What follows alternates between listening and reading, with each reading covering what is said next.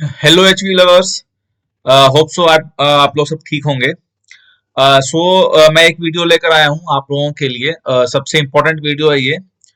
सबसे ज्यादा क्वेश्चंस पूछे जाने वाले जो इंटरव्यू में आते हैं वो यही क्वेश्चन आते हैं कि आप चिलर प्लांट की सेफ्टी के बारे में बताइए कि कौन कौन सी सेफ्टी होती है चिलर प्लांट में। तो कई लोग होते हैं, दो सेफ्टी, चार सेफ्टी, पांच सेफ्टी, जो लोगों को पता है जनरली वो बात करते हैं।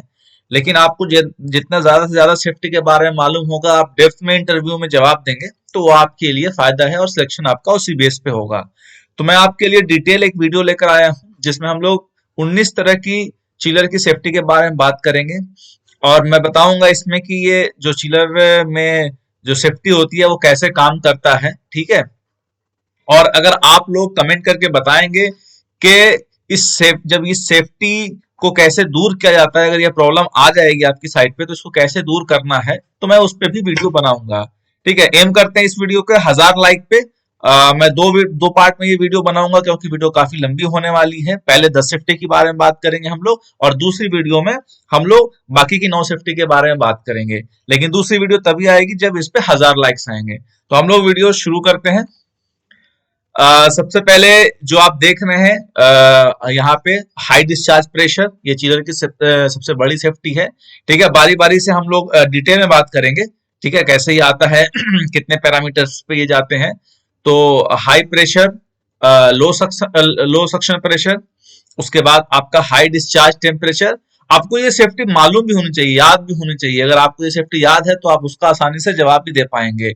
लो सक्शन टेम्परेचर, उसके बाद low oil temperature, high oil temperature, low oil pressure differential, low oil high oil pressure differential, motor over current, high motor winding temperature, उसके बाद motor phase unbalanced, low compressor oil level, उसके बाद आपका search protection, evaporator flow loss, condenser water flow loss. इन दोनों safety के बारे में तो बच्चा बच्चा जानता है चिलर का, जो थोड़ा बहुत भी जानकार है। उसके बाद anti freeze, high condenser approach, high evaporator approach, low condenser liquid level. तो ये इस तरह की सेफ्टी होती है जिसपे चिलर हमारा ट्रिप कर जाता है, अपने आप को खराब होने से बचा लेता है, उसमें प्रोग्राम किया हुआ होता है। तो ये कैसे सेफ्टी काम करती है चिलर में हम लोग बात करेंगे। तो हम लोग सबसे पहले स्टार्ट करते हैं। सबसे पहले हम लोग बात करेंगे हाई डिस्चार्ज प्रेशर के बारे में। तो हाई डिस्चार्ज प्रेशर का मतलब ये है कि जो हमारा रेफ्रिजरेंट का प्रेशर है कंडेंसर में, वो जब हमारा कंप्रेसर ऑन होता है और वो रेफ्रिजरेंट को कंप्रेस करता है, और कंप्रेस करने के बाद कंडेंसर में जब वो डिस्चार्ज करता है, तो उस टाइम पे जो हमारा ये कंडेंसर है इसमें जो रेफ्रिजरेंट आता है उसका एक प्रेशर जो है सेट किया जाता है। उस प्रेशर से अगर रेफ्रिजरेंट का प्रेशर ज्यादा चला जाता है तो हाई प्रेशर का अलार्म आता है। यहाँ पे लिखकर आपका आएगा हाई प्रेशर। ठीक है, इस तरह से हाई प्रेशर का यहाँ पे अलार्म आएगा आपको, और चिलर आपका ट्रिप कर जाएगा। ये हाई प्रेशर कब आएगा? जैसे आप यहाँ पे देख रहे हैं कि आपको लिखा हुआ है कंडेंसर प्रेशर। तो कंडेंसर प्रेशर जब हमारा 160 या 65 psi से ऊपर हो जाएगा तो हमारा हाई प्रेशर आ जाएगा। मैं 134 ए चिलर की बात कर रहा हूँ, वाटर कूल्ड चिलर के बारे में।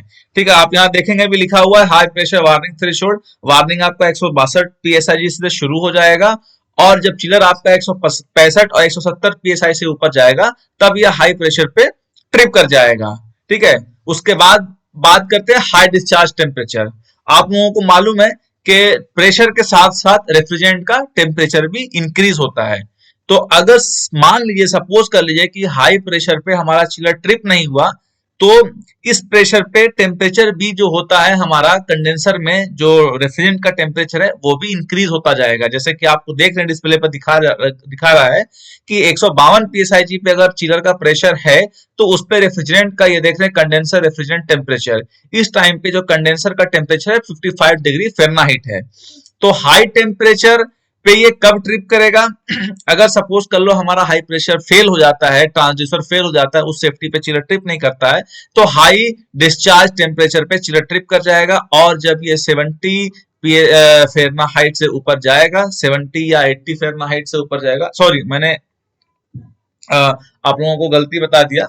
120 psi से जब ये ऊपर जाएगा, 120 110 psi से जब ये ऊपर जाएगा, तब जो है हमारा चिलर आपका ट्रिप कर जाएगा। ठीक है, तो ये एक सेफ्टी है, क्योंकि कंडेंसर का जो वाटर टेम्परेचर इनलेट होता है 90 डिग्री फ़ारेनहाइट होता है, और जो आउटलेट हम लोग 10 डिग्री 100 डिग्री फ़ारेनहाइट रखते हैं। लेकिन अगर टेम्परेचर आपका 110 से 120 डिग्री फ़ारेनहाइट के आसपास जा रहा है आपका डिस्चार्ज टेम्परेचर का, तो आपका चिलर इस टेम्परेचर पे ट्रिप कर जाएगा।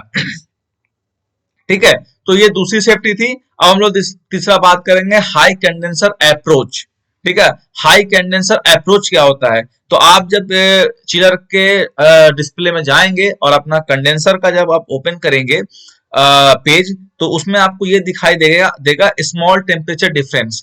स्मॉल टेम्परेचर डिफरेंस को ही हम लोग अप्रोच बोलते हैं। ठीक है, स्मॉल टेम्परेचर डिफरेंस को ही अप्रोच करते हैं। अगर ये स्मॉल टेम्परेचर डिफरेंस आपका 4 डिग्री फ़ारेनहाइट, अभी आप देखेंगे 0.1 डिग्री फ़ारेनहाइट बता रहा है, अगर ये 4 डिग्री फ़ारेनहाइट से 6 डिग्री फ़ारेनहाइट तक जाएगा, तो आपका जो चिलर है वो हाई कंडेंसर अप्रोच पे ट्रिप कर जाएगा।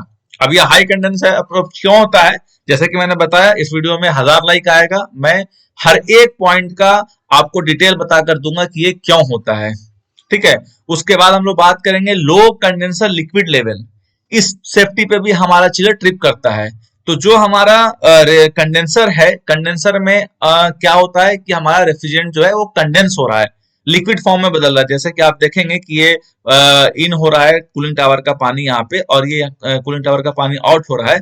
तो जैसे ही कूलिंग टावर का पानी इन होता है कंडेंसर में, हमारे रेफ्रिजरेंट के वो कांटेक्ट में होता है, और रेफ्रिजरेंट हमारा लिक्विड फॉर्म में होता है। ये जो देख रहे हैं आप ब्लू कलर में, ये रेफ्रिजरेंट है। ठीक है, तो इसका जो मिनिमम लिक्विड हम सेट करते हैं, मिनिमम रेफ्रिजरेंट लिक्विड 20 डिग्री 20% हम सेट करते हैं। ठीक है, कि हमारा जो रेफ्रिजरेंट लेवल है वो 20% से के आसपास रहे। उससे कम जाएगा तो हमारा चिलर ट्रिप कर जाएगा। जैसे 10% आएगा, 5% आएगा, तो हमारा लो लिक्विड लेवल पे चिलर हमारा ट्रिप कर जाएगा। अभी देख रहे हैं 18% लिक्विड लेवल दिखा रहा है, अगर इससे नीचे जाएगा तो हमारा चिलर ट्रिप कर जाएगा। ठीक है, तो ये एक सेफ्टी होती है हमारे चिलर की। ये कब होती है और इसको कैसे दूर करेंगे वो हम आपसे डिटेल वीडियो में बात करेंगे। उसके बाद हम बात करेंगे कंडेंसर वाटर फ्लो लॉस। ठीक है, ये सब कोई बच्चा बच्चा जानता है कि अगर हम कंडेंसर पंप ऑन करते हैं अपना, तो ये फ्लो, जैसे आप देख रहे हैं इसमें आपको दिख रहा है कि पानी बह रहा है, पानी फ्लो कर रहा है। तो ये सबसे पहले ये वाला सिग्नल आना चाहिए, और अगर ये सिग्नल नहीं आता है, इसका मतलब वाटर कंडेंसर के अंदर वाटर फ्लो नहीं हो रहा है और आपका चिलर नहीं चलेगा। या अगर चिलर चल रहा है और आपका कंडेंसर पंप बंद हो जाता है, और ये कंडेंसर पंप के आउटलेट पे, ये चिलर के कंडेंसर के आउटलेट पे एक वाटर फ्लो स्विच लगा रहता है। जैसे ही कंडेंसर पंप बंद होगा, वाटर फ्लो स्विच सिग्नल देता है आपके कंट्रोलर को, और वो कंट्रोलर जो है चिलर को बंद कर देता है। वो आपका अलार्म इसी तरह से, जैसे हाई प्रेशर या हाई टेम्परेचर या हाई कंडेंसर अप्रोच का अलार्म यहाँ पे आएगा, इसी तरह से लिख कर आएगा कंडेंसर वाटर फ्लो लॉस या कंडेंसर फ्लो स्विच ओपन। इस तरह का अलार्म आपके डिस्प्ले पे आएगा और चिलर आपका ट्रिप कर जाएगा। ठीक है, उसके बाद हम लोग बात करेंगे अपनी दूसरी सेफ्टी के बारे में, इवापोरेटर की साइड की सेफ्टी के बारे में हम लोग बात करेंगे। जैसे आपको लो सक्शन प्रेशर, सबसे पहले इवापोरेटर में हमारा सक्शन प्रेशर लो कितना से कितना हम रख सकते हैं। हमें मालूम है कि हमारा इवापोरेटर में प्रेशर जो होता है वो लो होता है, वो होता है 40 psig से 50 psig होना चाहिए। लेकिन जैसे कि आपको यहाँ पे दिख रहा है, ये इवापोरेटर प्रेशर है, ये आपको दिख रहा है 35 psig, ये बिल्कुल मिनिमम पहुंचा हुआ है, क्योंकि आप देखेंगे कि चिलर का टेम्परेचर बिल्कुल अचीव हो चुका है। 46 डिग्री आपका पानी इन हो रहा है और 41 डिग्री पानी आउट हो रहा है, इसका मतलब चिलर आपका बिल्कुल अनलोड चल रहा है। इस कंडीशन पे आपका टेम्परेचर, जो इवापोरेटर का प्रेशर है, वो 35 psig है। और जो चिलर हमारा चलना चाहिए वो डिजाइन होता है 55 फ़ारेनहाइट इन होना चाहिए और 45 फ़ारेनहाइट, सॉरी हाँ 45 फ़ारेनहाइट आउट होना चाहिए। लेकिन जब ये 100% लोड पे चिलर चल रहा है, चलेगा, तो ये कंडीशन होती है। बट अभी आप देखेंगे मेरे हिसाब से चिलर 10 से 20% लोड पे चल रहा होगा, तो ये सेफ भी नहीं है चिलर के लिए, ऐसा चिलर चलाना नहीं चाहिए कभी भी। ठीक है, इसलिए ये लो प्रेशर दिख रहा है। तो हमारा चिलर अब क्या होगा, इससे इस 35 psig से अगर और डाउन हो गया, कितना डाउन हो गया, मान के चलो 25 psig के आसपास अगर आपका प्रेशर आ जाता है इवापोरेटर में, तो आपका चिलर जो है लो इवापोरेटर प्रेशर पे ट्रिप कर जाएगा और यहाँ पे अलार्म लिखकर आ जाएगा लो इवापोरेटर प्रेशर। ठीक है, लो इवापोरेटर प्रेशर पे आपका चिलर ट्रिप कर जाएगा। इसी तरह से लो सक्शन टेम्परेचर, जैसे कि मैंने आपको बताया कि अगर आपका चिलर लो इवापोरेटर प्रेशर पे ट्रिप नहीं करता है, ये सेफ्टी आपकी फेल हो जाती है, तो यहाँ पे आप देखेंगे कि इवापोरेटर का रेफ्रिजरेंट टेम्परेचर भी लिया जा रहा है। जैसे आप देखेंगे 39 डिग्री फ़ारेनहाइट है, और अगर ये 30 डिग्री फ़ारेनहाइट के आसपास आ जाता है या 25 डिग्री फ़ारेनहाइट के आसपास आ जाता है, तो आपका चिलर जो है लो इवापोरेटर टेम्परेचर पे ट्रिप कर जाएगा। तो ये दूसरी सेफ्टी है इवापोरेटर के साइड में। उसके बाद हम लोग बात करेंगे हाई इवापोरेटर अप्रोच। जिस तरह से हमने बात किया था कि हाई कंडेंसर अप्रोच पे चिलर ट्रिप कर जाएगा, उसी तरह से हाई इवापोरेटर अप्रोच पे भी हमारा चिलर ट्रिप कर जाएगा। जैसे इसमें आपको दिख रहा है स्मॉल टेम्परेचर डिफरेंस, मैंने बताया था भी आपको कि स्मॉल टेम्परेचर डिफरेंस को ही हम बोलते हैं इस इवापोरेटर अप्रोच, या कंडेंसर में अगर ऐसा लिख कर आ रहा है तो वो कंडेंसर अप्रोच होगा। तो ये आपका अप्रोच है। तो अगर अप्रोच यहाँ पे देख रहे हैं 1.6 डिग्री फ़ारेनहाइट है, अगर ये बढ़कर अप्रोच आपकी 4 डिग्री फ़ारेनहाइट से 6 डिग्री फ़ारेनहाइट या उससे ऊपर चली जाती है, तो आपका हाई इवापोरेटर अप्रोच पे चिलर ट्रिप कर जाएगा। हाई इवापोरेटर अप्रोच पे कभी भी आपको चिलर नहीं चलाना है, हाई इवापोरेटर अप्रोच हो या हाई कंडेंसर अप्रोच है, इस पे आपको कभी भी चिलर नहीं चलाना है। इससे आपकी एफिशिएंसी लॉस होती है, ठीक है, और चिलर में भी प्रॉब्लम आने लगता है।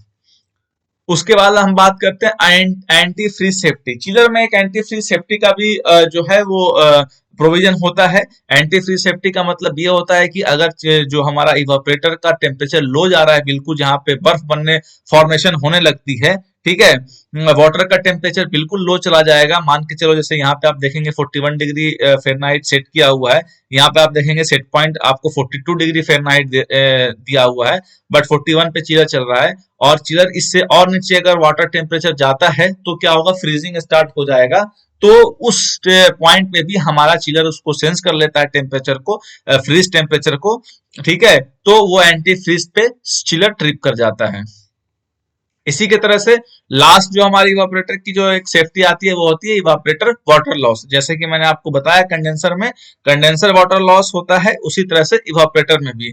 अगर आपने अपना प्राइमरी पंप बंद कर दिया है, तो प्राइमरी पंप बंद करते ही आपके जो चिल्ड वाटर है वो इवापोरेटर से फ्लो होना उसका बंद हो जाएगा, पानी ना इन होगा और ना ही आउट होगा। जैसे आपका प्राइमरी पंप बंद हो जाएगा, जो ये आपको दिख रहा है इंडिकेशन की पानी फ्लो हो रहा है, ये बिल्कुल बंद हो जाएगा, ये ऑफ हो जाएगा। और यहाँ पे आपका आउटलेट पे इवापोरेटर के भी एक फ्लो स्विच लगाते हैं, और ये फ्लो स्विच तुरंत सिग्नल देगा आपके कंट्रोलर को, डिस्प्ले को, और डिस्प्ले चिलर को बंद कर देगा। तो ये एक तरह की चिलर की भी सेफ्टी है इवापोरेटर साइड में, कि अगर आपका प्राइमरी पंप किसी भी रीजन से ट्रिप करता है या किसी भी रीजन से कोई वाल्व बंद कर देता है, आप या कोयल चोक हो जाती है, पानी का फ्लो नहीं होता है, या सिस्टम में एयर आ जाती है, किसी वजह से भी अगर पानी का फ्लो नहीं होता है, तो जो आपका चिलर है वो लो इवापोरेटर फ्लो लॉस पे, sorry evaporator water flow loss पे वो ट्रिप कर जाएगा। तो ये 10 सेफ्टी थी जिसके बारे में हमने डिस्कस किया है। बाकी की 9 सेफ्टी के बारे में हम लोग नेक्स्ट वीडियो में डिस्कस करेंगे। वो वीडियो कब आएगी, जब ये वीडियो पे आप 1000 लाइक आ जाएगा। तो उम्मीद करते हैं दोस्तों आप लोग इस वीडियो को शेयर करेंगे, लाइक करेंगे, और अगर आप चैनल पर नए हैं तो आप जरूर सब्सक्राइब करें। Thank you.